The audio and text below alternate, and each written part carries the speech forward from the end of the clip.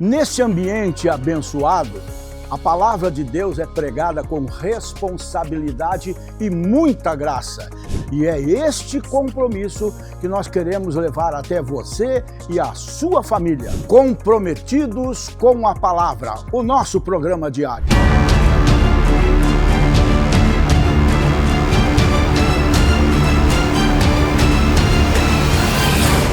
Levante suas mãos. Levante o semblante e diga obrigado, Pai. Uma semana em que o mundo lembra-se de Ti, mas eu dou-te graças, porque não há um dia na minha vida que eu deixe-me de lembrar de Ti e do que fizeste em meu favor. E essa semana, Senhor, nós queremos Te dedicar cada dia dela para louvor da Tua glória e pedir que o Senhor abra nossa mente, nosso coração, revele ao nosso espírito toda a profundidade e o significado dessa semana que chamam de Semana da Páscoa, mas que na verdade é a Semana da Paixão, culminando no domingo da ressurreição. Esta é a nossa celebração. E hoje estamos aqui na Tua casa para Te render o nosso culto, a nossa gratidão, louvor, adoração, reconhecimento, celebrando-Te, Jesus. Celebrando acima de tudo o fato de estar vivo e vivendo em nós através do Seu Espírito. Recebe o nosso culto, abençoa nossas vidas, abençoa todos aqueles que estão conosco agora, através das redes sociais, e que a Tua graça alcance a cada um, trazendo uma resposta, conforto, consolo, ânimo, começando pela minha vida. Fala com a Tua igreja, unge usa o pregador para isso. É a minha oração no nome de Jesus. E todos digam amém. Então, boa noite. Paz seja convosco. Que bom que vocês vieram, né? Beleza, trouxeram Bíblia? Trouxeram? Então, lá na primeira carta de Pedro, que Deus abençoe essas jovens, né? Eu tenho uns costumes meio de crente velho, né? Hoje eu fiz isso, perdi a conta de vezes, né? Passa uma senhora meio alquebrada, passa um carrinheiro, passa uma pessoa que você vê que não está bem, eu lanço uma palavra, uma bênção sobre essas pessoas todas, né? E vendo essas 6 jovens tão graciosas, tudo tão bonito aqui, né? Eu pedi que Deus, se tempo houver, eu citei isso inclusive, né? Que eu continuo acreditando que Jesus está aí, está batendo na porta ali, né? Que se tempo houver, faça dela mulheres muito felizes, abençoadas, mãe de família, né? E isso é uma coisa boa de você aprender. Viva para abençoar, não para resmungar, não para reclamar, não para estar sempre insatisfeito. Não tem coisa pior na vida do que gente insatisfeita. Aliás, a Bíblia até fala sobre mulher insatisfeita, né? Fala de mulher briguenta, mulher rixosa, melhor morar sozinho numa meia água, né? Que ainda que tem goteira. Então, com crente é pior ainda, porque crente é campeão, hors concurso em reclamação e insatisfação, e por isso não recebe tudo aquilo que Deus tem preparado para ele. Mas eu estou falando isso não para vocês, porque aqui não tem ninguém assim, né? Aqui só a fina flor. Então, no capítulo 3 de 1 Pedro, a partir do verso 18, quem achou, diga amém. Porque também Cristo padeceu uma vez pelos pecados, o justo pelos injustos, para levar-nos a Deus, morto na verdade na carne, mas vivificado pelo Espírito, no qual foi e pregou aos espíritos em prisão, os quais em outro tempo foram rebeldes, quando a longanimidade de Deus esperava nos dias de Noé, enquanto se preparava a arca, na qual poucas, isto é, 8 almas se salvaram pela água, que também, como uma verdadeira figura, agora vos salva. Batismo, não do despojamento da imundície da carne, mas da indagação de uma boa consciência para com Deus, pela ressurreição de Jesus Cristo, o qual está à destra de Deus, tendo subido ao céu, havendo-se-lhe sujeitados os anjos, as autoridades e as potências. Aqui, quando lemos anjo, podemos ler anjos caídos. Amém? Amém? Então assente-se nesse mesmo espírito. Vamos meditar um pouquinho nessa obra perfeita, sofrida, mas gloriosa, pela qual o Senhor Jesus passou nesta cruz. Mas lembrando uma coisa a cada um de vocês: a obra de Cristo não terminou na cruz. Nós temos alguns hábitos católicos, não estou criticando ninguém, né? Mas que não tem nada a ver conosco, porque a nossa esperança é viva. Então essa semana a gente vai ver muito isso, é até bonito de ver, né? Via Dolorosa, pregos, em alguns países do mundo, como no México,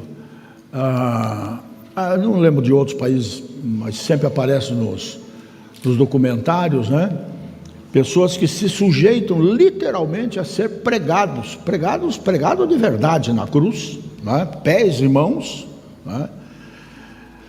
Não entendendo que o sofrimento não foi aquele, o sofrimento foi outro. O sofrimento foi principalmente quando ele orava e suava sangue, e era uma coisa que extrapola até o entendimento médico, né?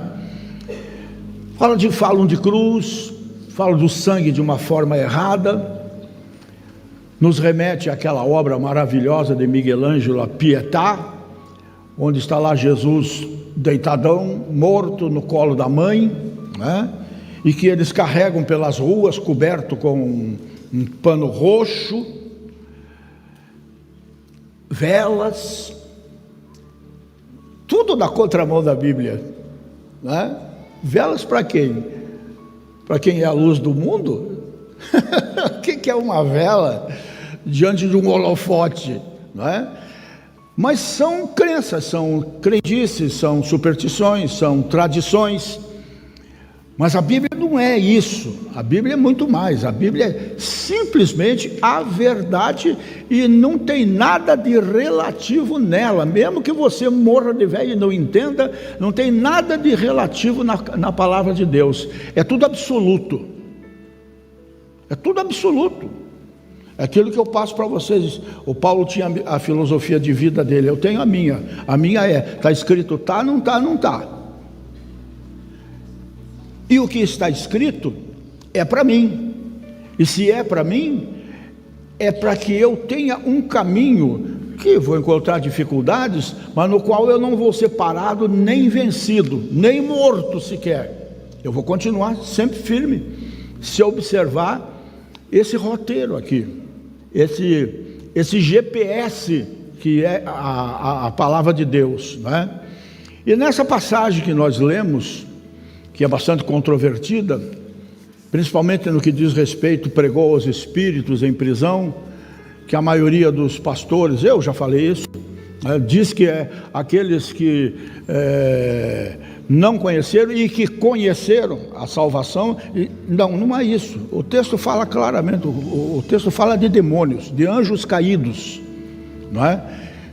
E é um texto de muito difícil interpretação. Eu mesmo desisti de dizer alguma coisa a respeito disso, porque eu consultei 5 ou 6 Bíblias diferentes, expositores campeões. Bíblia de... como é aquela Bíblia do rei, não sei das quantas lá? King James, né? E outras versões e tudo mais, e ninguém chega a uma conclusão, exceto esta, tendo em vista o texto que ele abrange, falando que são aqueles que antes da arca de Noé.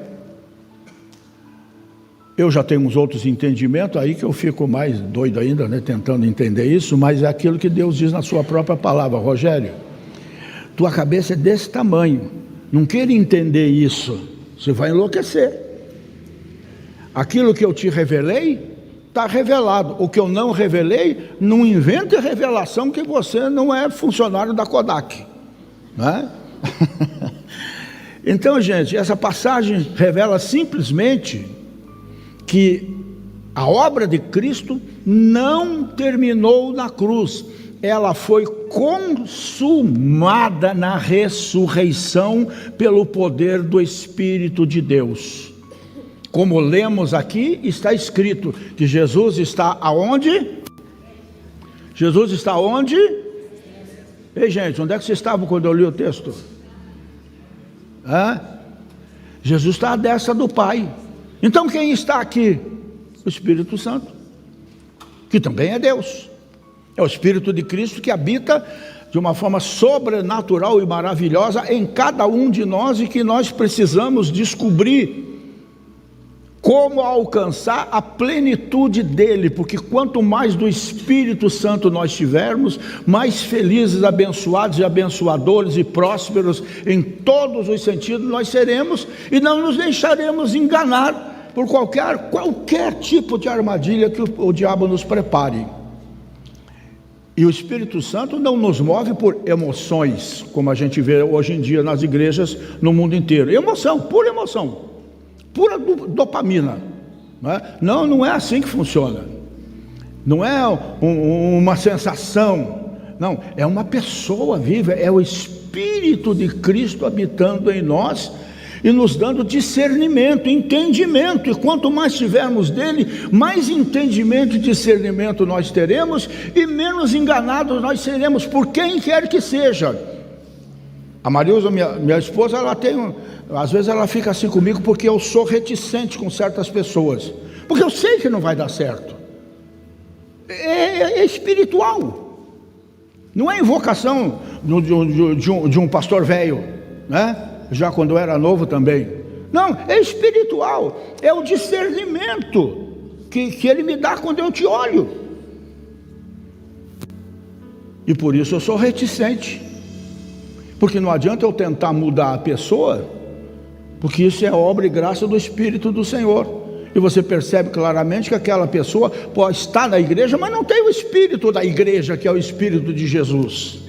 Ela tem o Espírito dela cheio de opinião, e ninguém vai mudar isso, exceto quando o Senhor vier e quebrar. E Ele quebra com um propósito, mas algum morre sem quebrar e vão inteiro para o inferno, lamentavelmente, né? Então, gente, a vitória de Cristo é a declaração de uma vitória completa, espiritual, eterna. É vitória para esta vida que nós estamos vivendo, num mundo que não é o nosso mundo.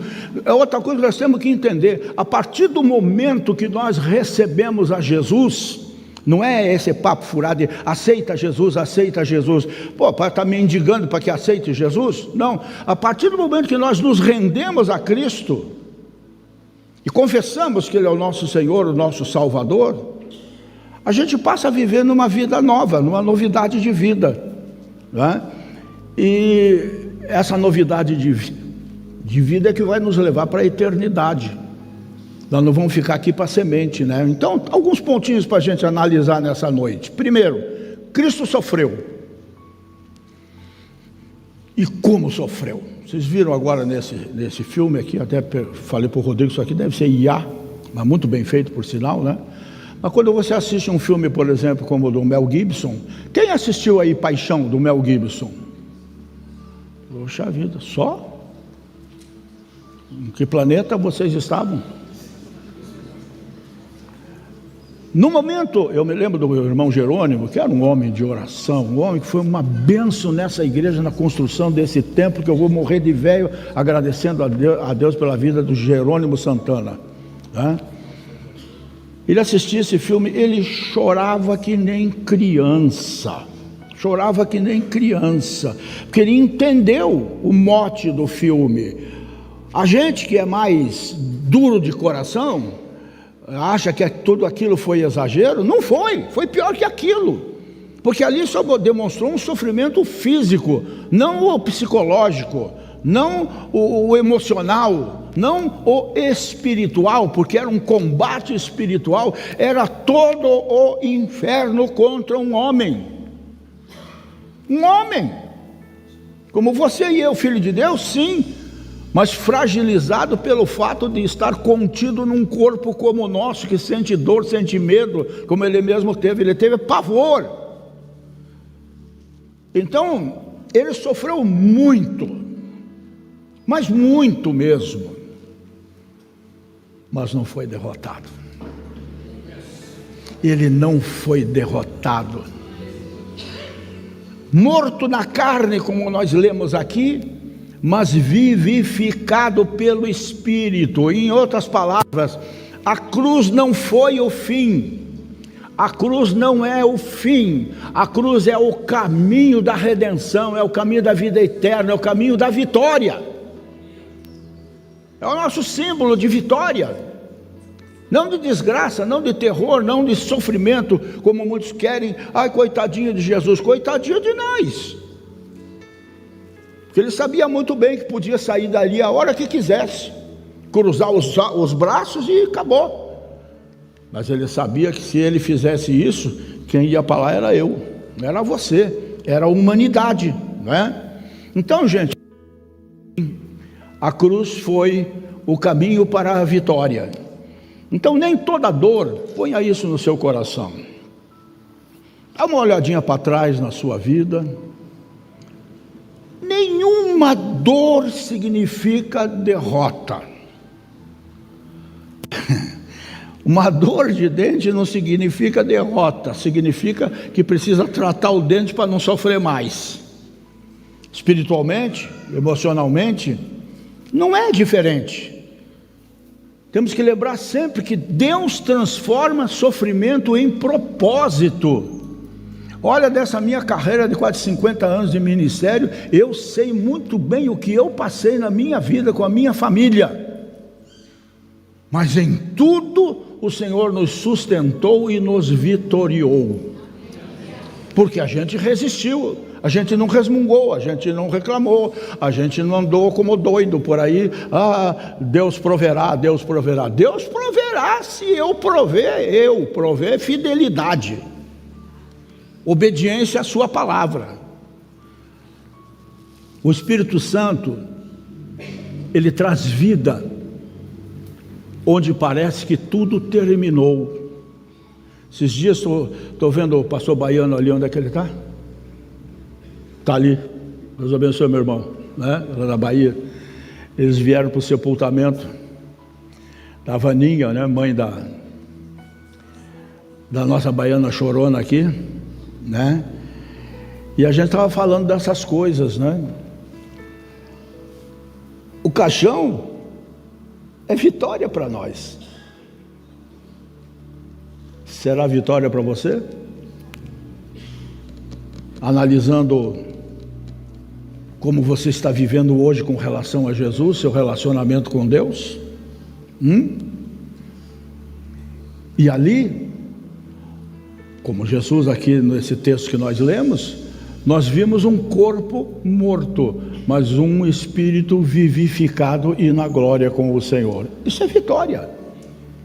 É o que nós precisamos entender de semanas como essa que nós estamos vivendo, que ficou uma coisa muito capitalista, muito comercial, muito chocolate, muito presentinho, muito isso, muito aquilo, muita festa sem sentido. Na sexta-feira choram que se desmancham. No sábado fazem aquilo que Jesus disse, que é para amar o inimigo, a gente vai lá e arrebenta com Judas pendurado no poste. Desde menino nos é ensinado isso, e a gente faz aquilo. Quem já malhou Judas aqui? Ei, nós, hein? Bom tempo, né? Às vezes a gente errava, ripado, acertava um colega, era uma gritaria. Lá no Capanema a gente fazia muito isso quando eu era menino, né? Mas então, gente, uma pergunta apenas: você tem interpretado suas lutas como derrota ou como um processo de Deus para a tua vitória final? Como é que você tem interpretado isso? Você tem que entender sempre uma coisa: que nós estamos numa guerra, e que por isso mesmo Deus nos deu, como Paulo escreve aos Efésios, uma armadura completa para defesa e para ataque. Nós temos que entender que estamos preparados para esta guerra, mas a guerra ela é feita de pequenas, médias e até grandes batalhas. Às vezes a gente perde uma, perde outra, para aprender, para não perder a próxima, porque o final é a guerra que nós temos que ganhar, e é isso que nós temos que entender. É a guerra que nós temos que ganhar, para que depois não venha aquilo que eu costumo dizer, os arrependimentos da velhice, né? Que devem ser terríveis, porque eu não tenho nenhum, sinceramente não tenho, não me arrependo de nada, a não ser das minhas culpas diariamente, né? E falando muito honestamente com Deus. Senhor, hoje mesmo eu estava falando com ele assim, né? Senhor, o senhor já habitou nesse corpo aqui, o senhor sabe como é que é esse negócio aqui. A gente pensa bobagem, a gente olha com um olhar que não devia, a gente diz coisa que não devia dizer, a gente deixa de fazer coisa que não devia dizer. E eu falando com ele, como disse o Paulo, né? O que eu quero fazer não faço, o que faço eu não quero fazer, me ajuda aí. Tem paciência comigo, não é? Porque não é possível. Hoje no café, sentado de frente para a galeria, passou uma mulher bonita, olhando para a mulher, disse, claro, não sou cego. Passou na minha frente, rapaz. Não é? Uma coisa é você olhar e outra coisa é como você olhar, não é? O pessoal não perdoa, né? Segunda coisa, a vitória de Cristo, a vitória da cruz, não é uma vitória rasa, não é uma vitória para ter um bom casamento, não é uma vitória para ter saúde, para ter bom emprego, para ter carro bom, para ter casa na praia. A vitória de Cristo não foi para isso. Nós fomos muito mal ensinados aqui no Brasil, ao longo dos poucos anos que tem a igreja evangélica no Brasil, não é? Nós fomos muito pouco para atrair pessoas, nós ficamos prometendo coisa rasa, bobagem. Me lembro quando eu era menino, quando minha mãe me levava na loja americana, era um escândalo. Eu queria tudo. Não dá para comprar, Rogério, mas eu quero. E a gente já fazia amanhã, né, cara? Chora, se descabela, esse tipo de coisa. Gente, isso não cabe na vida de um homem e de uma mulher de Deus. Por acaso tem homem e mulher de Deus aqui, não tem? Tem, né? Então não cabe, gente. Nós temos que entender que a nossa vitória alcança o espiritual, e se alcançar o espiritual, o resto vem a reboque, vem naturalmente. Se você está bem com Deus, está bem com você mesmo, está bem com a sociedade, se você está bem, você não tem doença. O câncer é uma das doenças mais malditas que existe, e que a medicina não consegue entender, porque ela tem vida própria. E por que ela acontece? Porque ela começa na alma. Ela começa na alma e vai apodrecendo o corpo em algum lugar. Então, para o teu próprio bem, procure viver feliz, procure ser grato. Eu acho que Deus está cansado de eu agradecer coisa a Ele, mas vou morrer agradecendo. Eu agradeço por tudo, principalmente por ser bonito. Eu agradeço a Deus por tudo, gente, porque o que eu posso fazer? Olho para a minha vida lá atrás, quando menino, quando nasci, uma casinha de madeira no fundo da casa da minha avó, ou de um tio, não me lembro mais, aqui na Santa Quitéria, né? Minha mãe disse que todo dia de manhã tinha sapo com boca costurada lá.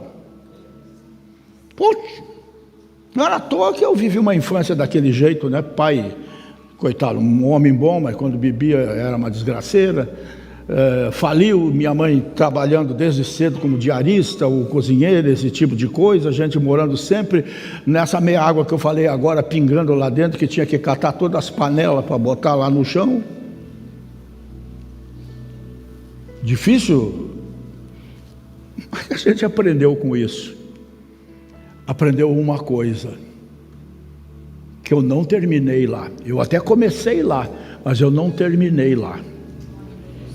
Porque o meu Deus é muito bom para comigo. E eu só posso agradecer esse Deus pela vida. Eu não sei você, mas cara, eu amo estar vivo. Eu amo viver. Apesar das lutas, das contrariedades, das minhas ideias aí, porque eu não sou meio inquieto nessas coisas, sejam preocupações políticas, isso e aquilo, você larguei mão. Se Deus não puder resolver isso aí, eu que vou resolver? Não vou. Então que se lasque. Que se lasque o mundo, não me chamo Raimundo, né? Então, gente, o negócio é você descansar no Senhor. Saber que se hoje está acontecendo alguma coisa, Ele tem propósito nisso. Se Ele me puxa a orelha hoje, permitindo alguma coisa, é porque alguma coisa de errado eu estou fazendo e Ele quer corrigir o meu rumo, para que eu não venha me perder lá na frente. Então a gente tem que ter esses entendimentos a respeito de Deus, e não ficar imaginando como o mundo inteiro, de um modo geral, imagina um Deus irado, cuspindo fogo e marimbondo, com um porrete na mão, para dar uma cacetada no homem e na mulher e mandar para o inferno. Não é isso. A Bíblia diz que Deus é amor. A Bíblia diz que Deus é Pai. Mas é Pai de verdade, porque tem pai aí que não vale o título, né? Mas Ele é Pai de verdade, 24 horas por dia. Então nós podemos confiar nele, contar com ele, e é isso que faz a gente feliz, saber que a gente está aqui de passagem, e que nós apenas estamos voltando para casa. Isso é maravilhoso, né? E esse dia está muito próximo. Então a vitória alcança o mundo espiritual, e aqui diz: no qual também foi e pregou aos espíritos em prisão. Ou seja, Jesus declarou vitória até nas regiões celestiais, espirituais, que Paulo também escreve aos Efésios dizendo isso, que a nossa luta não é contra a carne nem contra o sangue, mas contra as forças espirituais da maldade nas regiões celestiais. Então não existe área onde Jesus não seja Senhor. Tenta mergulhar nessa situação que a gente está falando aqui. Desceu às partes baixas da terra. A Bíblia diz pregou, mas a palavra certa não é pregou. Ele apresentou-se.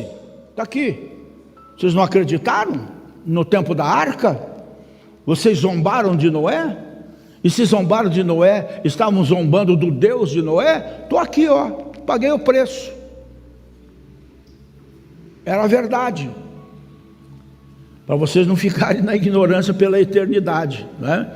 Então, repito, não existe área na sua vida, na sua família, nos seus negócios, na sua saúde, nos seus sentimentos, não existe área onde Jesus não seja Senhor. E se Ele for Senhor, descanse nele. Agora, se Ele não for Senhor, trate de consertar isso na sua vida.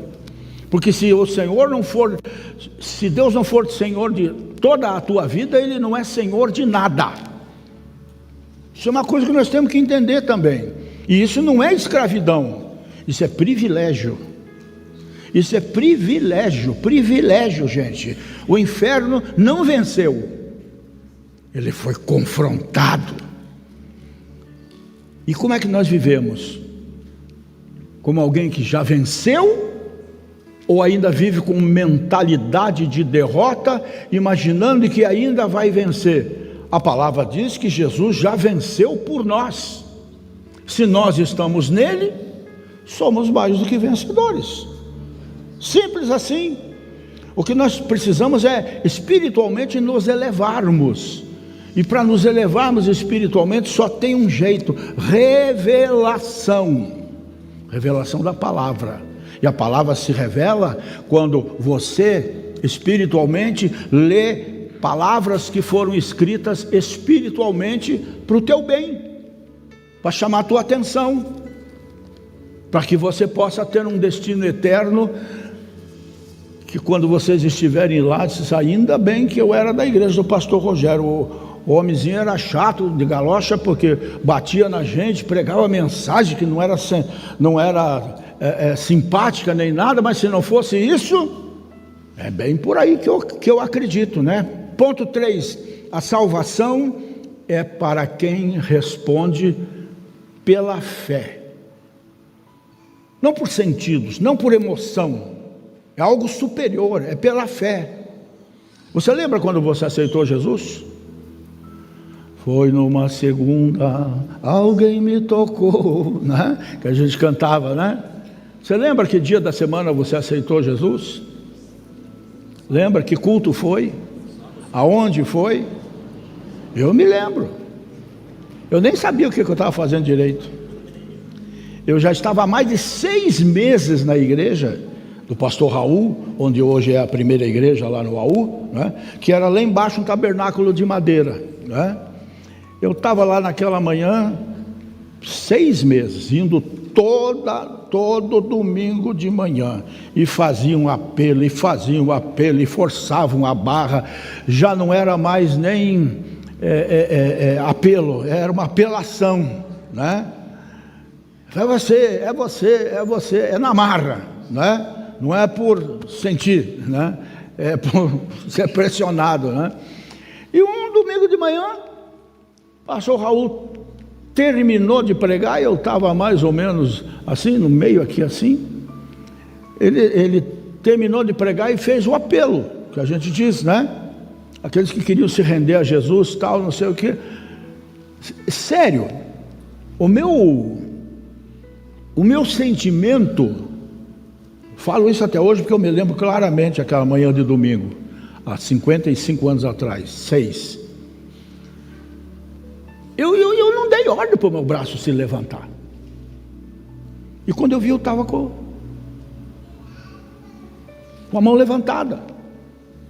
E ele ficou feliz, porque ele conhecia a gente e tal, né?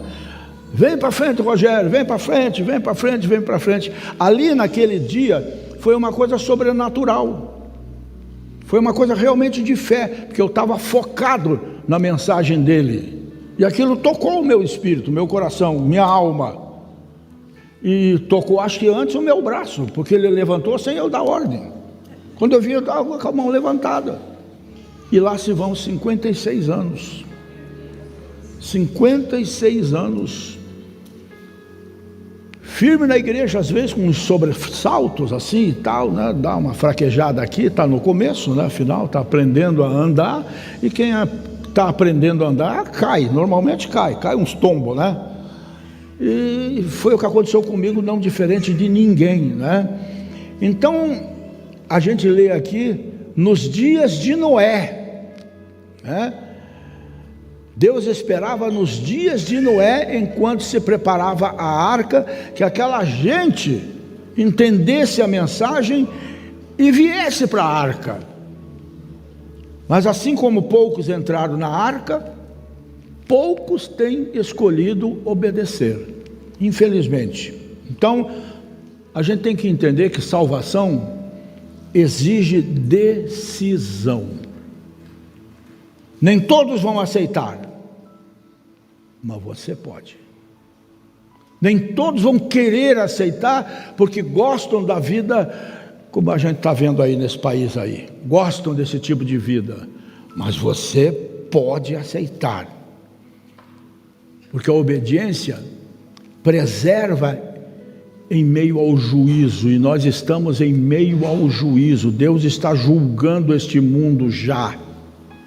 É só você olhar para as autoridades que têm se levantado contra Israel, aonde é que eles vão ser encontrados? É bomba de Israel? Não, é a mão de Deus, como a gente tem visto tanto na internet, né? Gente zombando de Deus, a outra rasgando a Bíblia, e no palco que fizeram isso, caírem mortos. Então nós temos a responsabilidade para com a nossa alma em meio ao juízo que o mundo já está vivendo. O anticristo já está aí. Ele não virá, ele já está aí. E por tudo que nós estamos vendo acontecer nas nações, e o anticristo será esse cara, ele vem como salvador do mundo para resolver a economia mundial que está fazendo água. Cada foguete daquele lá, cada míssil daquele lá custa milhões de dólares. Eles largam dúzias daquilo todo dia. Uma hora vai colapsar. Uma hora até os Estados Unidos vão sentir que nós vamos ter que emprestar dinheiro para eles. Ai, meu Deus, né? Então eu quero fazer uma pergunta simples para vocês nessa noite. Você está dentro da arca ou continua apenas ouvindo falar dela?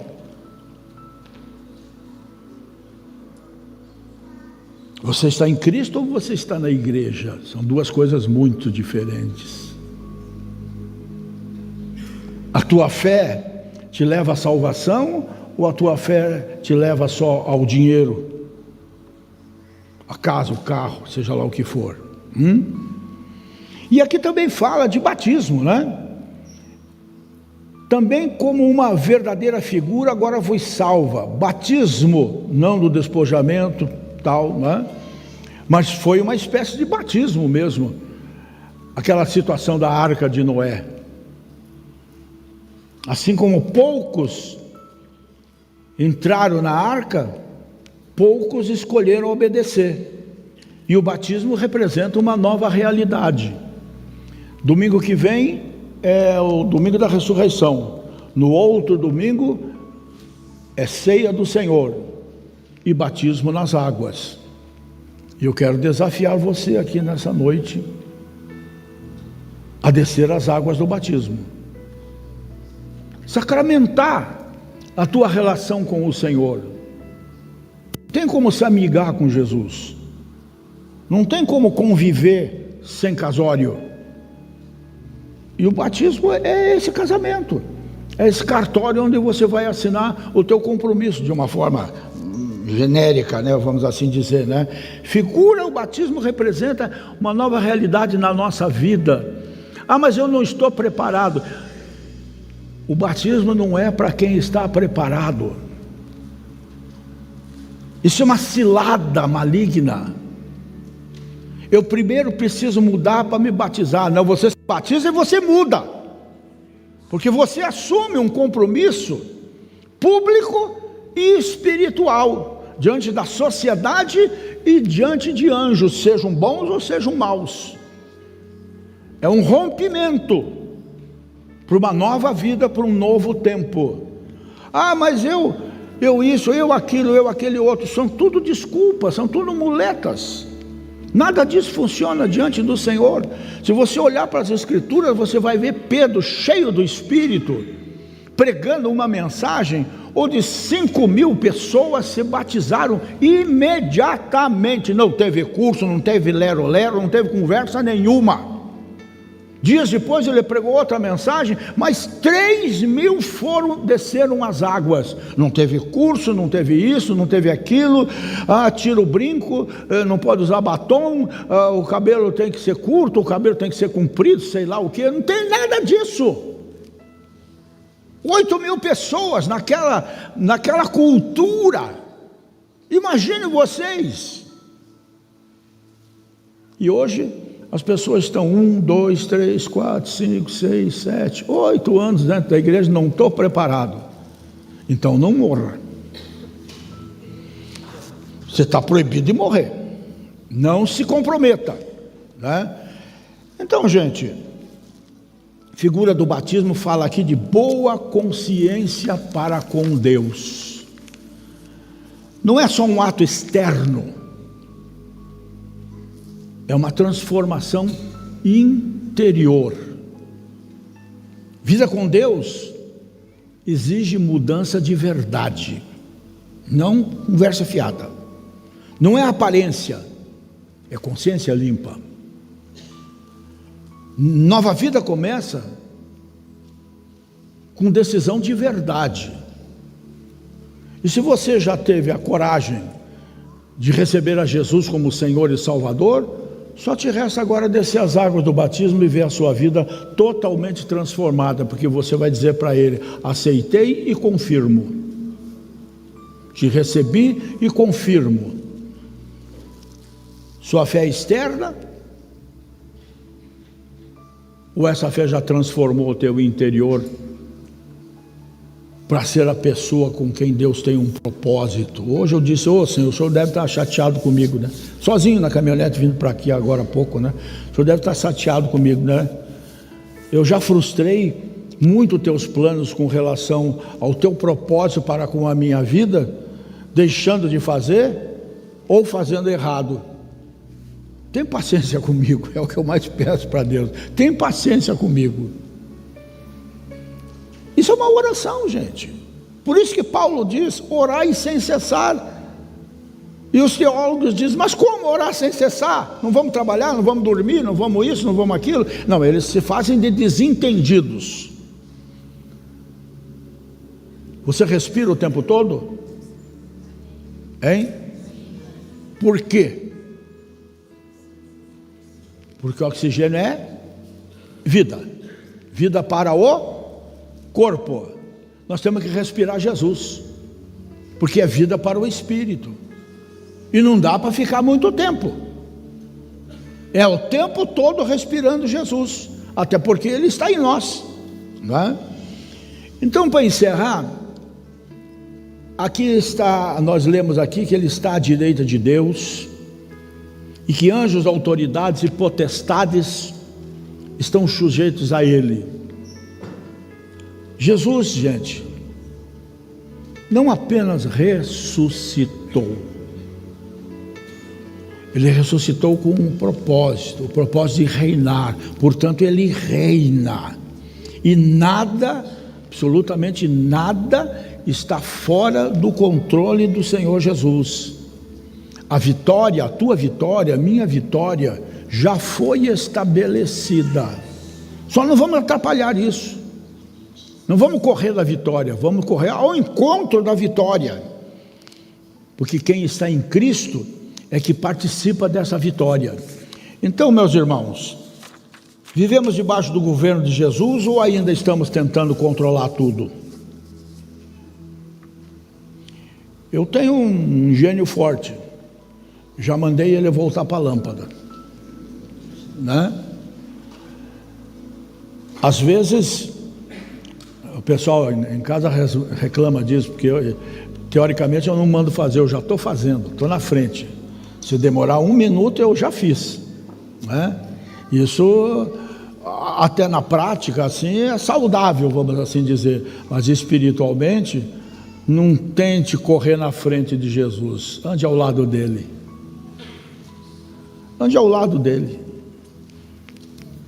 A mensagem é clara desse texto todo aqui.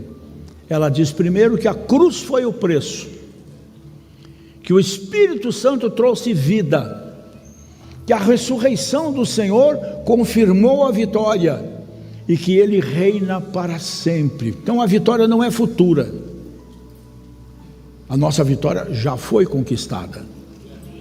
E hoje é dia de viver essa vitória. Nessa semana tão especial, hoje é dia de viver essa vitória. Sai dessa mentalidade dos 10 espias. Foram 12 mandados, né? Tirando Caleb e Josué. Os outros 10 viram que a terra prometida que eles foram espionar para montar uma estratégia era muito, mas muito melhor do que se dizia. Terra que mana leite e mel, onde homens vinham com um cacho de uva numa verga, coisa tremenda, até porque era terra de gigantes, essa coisa arada toda no passado, não é? Mas Deus tinha dito: lá tem gigantes, mas eu quero que vocês entrem nessa terra e com a minha ajuda vençam os gigantes e tomem posse da terra.